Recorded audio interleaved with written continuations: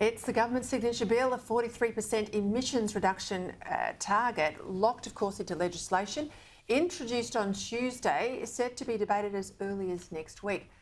But with no modelling, the economic impact will be a free fall, given many countries in Europe are already walking back similar commitments in light of their current energy crisis. Today in a podcast for the IPA, former Prime Minister Tony Abbott said the legislation as it stands will cause a blizzard of litigation.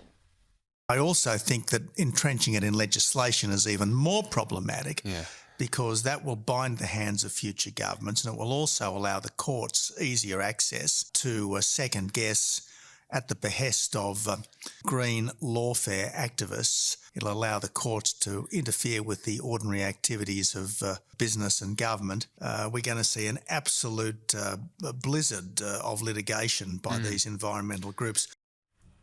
Right, joining me now live at the desk, Weekend Chief of Staff of the Herald Sun, Caleb Bond, and Director of Policy at the Institute of Public Affairs, Gideon Rosner. You heard the former Prime Minister there, who knows a little bit about this emissions reduction issue.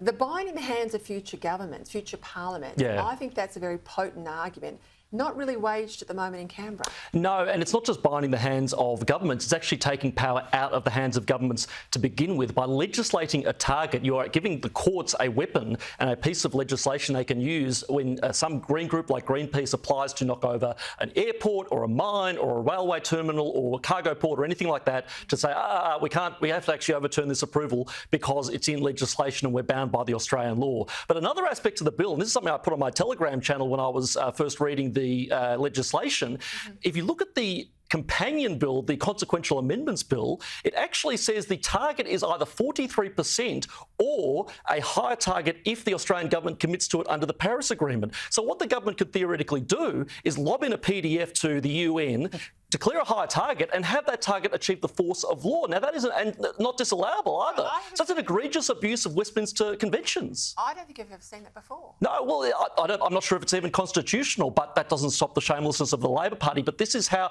and you know, the paranoid person in me says that this might be the deal with the Greens to get it through the Senate, because in the immortal words of Peter Garrett, once they get in, they'll just change it all.